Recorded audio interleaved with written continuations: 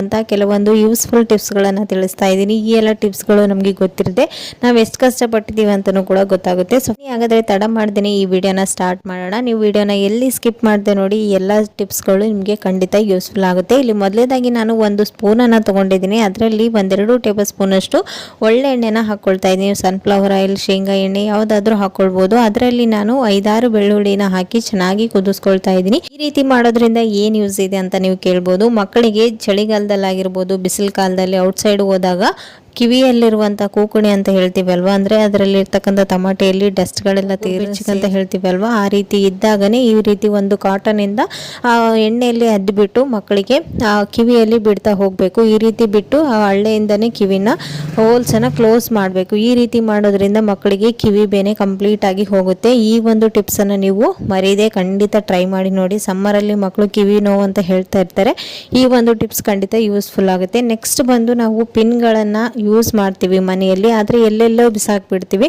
ಆವಾಗ ನಾವು ಏನು ಮಾಡಬೇಕು, ಈ ಒಂದು ಪಿನ್ಗಳು ನಮಗೆ ಈಸಿಯಾಗಿ ಸಿಗಬೇಕಂತಂದರೆ ಈ ಒಂದು ಬ್ಯಾಂಗಲ್ಸ್ ಇರುತ್ತಲ್ವ, ಬ್ಯಾಂಗಲ್ಸ್ ಮನೆಯಲ್ಲಿ ಎಷ್ಟೆಲ್ಲ ವೇಸ್ಟ್ ಆಗ್ತಾ ಇರುತ್ತೆ. ಒಂದು ಬ್ಯಾಂಗಲ್ ತೊಗೊಂಡು ಅದಕ್ಕೆ ನಾವು ಈ ರೀತಿ ಎಲ್ಲ ಪಿನ್ಗಳನ್ನು ಹಾಕಿ ಬ್ಯಾಂಗಲ್ ಸ್ಟ್ಯಾಂಡ್ಗೆ ಅದನ್ನು ನೇತಾಕೋದ್ರಿಂದ ನಿಮಗೆ ಈಸಿಯಾಗಿ ರೆಡಿಯಾದಾಗ ಅಲ್ಲೇ ಬ್ಯಾಂಗಲ್ಸ್ ಕೂಡ ಇರುತ್ತೆ ಮತ್ತು ಪಿನ್ಗಳು ಕೂಡ ಈಸಿಯಾಗಿ ಸಿಗ್ಬಿಡುತ್ತೆ. ಅಲ್ಲೊಂದು ಇಲ್ಲೊಂದು ಬಿಸಾಕೋ ಬದಲು ಈ ರೀತಿ ಒಂದು ಟಿಪ್ಪನ್ನು ಯೂಸ್ ಮಾಡಿ ನೋಡಿ, ಖಂಡಿತ ಯೂಸ್ಫುಲ್ ಆಗುತ್ತೆ. ನೆಕ್ಸ್ಟ್ ಬಂದು ಈ ರೀತಿ ವೈಟ್ ಟೇಪ್ಗಳನ್ನು ನಾವು ಈ ರೀತಿ ಹಾಕಿದ ತಕ್ಷಣ, ಎಲ್ಲಾದರೂ ಹಚ್ಚಿದ ತಕ್ಷಣ ಅದನ್ನು ಹಾಗೇನೆ ಕ್ಲೋಸ್ ಮಾಡಿಬಿಟ್ಟಿರ್ತೀವಿ. ಅದು ಎಲ್ಲಿದೆ ಅಂತ ಸಿಗೋದೇ ಇಲ್ಲ. ಆವಾಗ ಏನು ಮಾಡಬೇಕು, ಒಂದು ಪಿನ್ನನ್ನು ಈ ರೀತಿ ತಗೊಂಡು ಕೊನೆ ತುದಿಗೆ ಅದನ್ನು ಈ ರೀತಿ ಮಡಚಿ ಹಾಕೋದ್ರಿಂದ ನಿಮಗೆ ಈಸಿಯಾಗಿ ಈ ಒಂದು ಟೇಪನ್ನು ನಾವು ಇದು ಎಲ್ಲಿದೆ ಹುಡುಕೊಡು ಅಂತ ಕೇಳ್ತಾ ಇರ್ತಾರೆ ದೊಡ್ಡವರು ಮನೆಯಲ್ಲಿ. ಸೊ ಈ ರೀತಿ ಒಂದು ಪಿನ್ನನ್ನು ಹಾಕಿ ನೀವು ಬಿಡೋದ್ರಿಂದ ಈಸಿಯಾಗಿ ನಿಮಗೆ ಟೇಪ್ ಕೂಡ ವೇಸ್ಟ್ ಆಗೋದಿಲ್ಲ. ಹಾಗೆಯೇ ಎಲ್ಲಿದೆ ಅಂತೇಳಿ ಓಪನ್ ಮಾಡೋದಕ್ಕೆ ಈಸಿಯಾಗಿ ಸಿಗುತ್ತೆ. ಪ್ರಾಣಿಗಳಿಗೂ ಅಷ್ಟೇ, ಅಥವಾ ನಾಯಿಗಳು ಕಚ್ಚಿರುವಂಥ ಪ್ಲೇಸ್ ಆಗಿರ್ಬೋದು, ಅಥವಾ ನಾಯಿಗಳಿಗೇ ಏನಾದರೂ ಗಾಯಗಳಾದಾಗ ಅರಿಶಿಣ ಮತ್ತು ಕೊಬ್ಬರಿ ಎಣ್ಣೆನ ಮಿಕ್ಸ್ ಮಾಡಿ ಹಚ್ಚೋದ್ರಿಂದ ಇನ್ಫೆಕ್ಷನ್ ಆಗೋದಿಲ್ಲ, ಅದು ಬೇಗನೆ ವಾಸಿಯಾಗುತ್ತೆ ಅಂತಲೇ ಹೇಳ್ಬೋದು. ಸೊ ಈ ಒಂದು ಟಿಪ್ಸ್ ಕೂಡ ಖಂಡಿತ ನಿಮ್ಮ ಮನೆಯಲ್ಲಿ ಪ್ರಾಣಿಗಳಿದ್ದರೆ ಯೂಸ್ ಮಾಡಿ ನೋಡಿ, ಖಂಡಿತ ಯೂಸ್ಫುಲ್ ಆಗುತ್ತೆ. ನೀವು ಹಾಸ್ಪಿಟಲ್ ಎಲ್ಲನೂ ಹೋಗಿ ಜಾಸ್ತಿ ದುಡ್ಡು ಖರ್ಚು ಮಾಡೋ ಅವಶ್ಯಕತೆ ಇರೋದಿಲ್ಲ. ಓಕೆನಾ. ನೆಕ್ಸ್ಟ್ ಟಿಪ್ ಬಂದು ಆಯಿಲ್ ಪ್ಯಾಕೆಟ್ಗಳನ್ನು ನಾವು ಒಂದು ಬಾಕ್ಸ್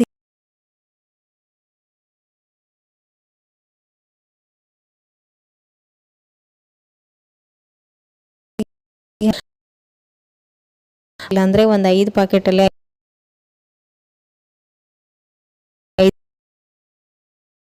5 ಟೇಬಲ್ ಸ್ಪೂನ್ ಅಷ್ಟು ಆಯಿಲನ್ನು ವೇಸ್ಟ್ ಆಗ್ತಾ ಇರುತ್ತೆ. ಈ ರೀತಿ ಪಿನ್ ಮಾಡಿ ಅದನ್ನು ನೀವು ಒಂದು ಬೌಲಲ್ಲಿ ಈ ರೀತಿ ಇಡೋದ್ರಿಂದ ಅದು ಪಾಕೆಟಲ್ಲಿರುವಂತಹ ಎಣ್ಣೆ ಎಲ್ಲನೂ ಒಂದು 5 ಮಿನಿಟ್ಸಲ್ಲಿ ಹೊರಗಡೆ ಬಂದುಬಿಡುತ್ತೆ. ಓಕೆನಾ. ನೆಕ್ಸ್ಟ್ ಟಿಪ್ ಬಂದು ಬಾಚಣಿಕೆ ಆಗಿರ್ಬೋದು, ಮಿರರ್ ಆಗಿರ್ಬೋದು, ಬೇಗನೆ ಗಲೀಜಾಗುವಂಥ ಒಂದು ವಸ್ತುಗಳಂತಲೇ ಹೇಳ್ಬೋದು. ಈ ರೀತಿ ಡಸ್ಟ್ಗಳು ಕುಂತಾಗ ಏನು ಮಾಡಬೇಕು, ಇದನ್ನು ನಾವು ನೀರಿಂದ ತೊಳೆಯೋದ್ರೆ ಬೇಗನೆ ಹೋಗೋದಿಲ್ಲ.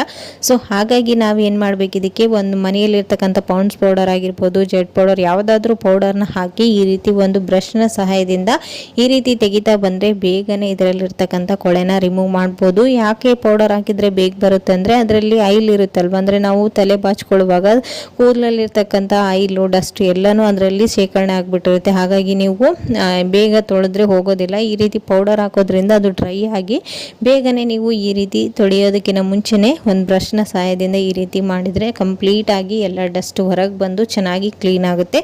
ನೋಡ್ತಾ ಇದ್ರಲ್ವಾ, ಮೊದಲು ಕ್ಲೀನ್ ಮಾಡಿರೋದಕ್ಕೂ ಇವಾಗ ಎಷ್ಟು ಡಸ್ಟ್ ಎಲ್ಲ ಹೊರಗೆ ಬಂದಿದೆ ಅಂತೇಳಿ. ಸೊ ಫ್ರೆಂಡ್ಸ್ ನೋಡಿದ್ರಲ್ವಾ, ಈ ಎಲ್ಲ ಟಿಪ್ಸ್ಗಳು ಗೊತ್ತಿಲ್ಲದೆ ಎಷ್ಟು ಕಷ್ಟಪಟ್ಟಿದ್ದೀವಲ್ವಾ. ಸೊ ಇವೆಲ್ಲ ಟಿಪ್ಸ್ಗಳು ಖಂಡಿತ ನಿಮ್ಗೂ ಕೂಡ ಯೂಸ್ಫುಲ್ ಆಯ್ತು ಅಂತ ಅಂದ್ಕೊಂಡಿದ್ದೀನಿ.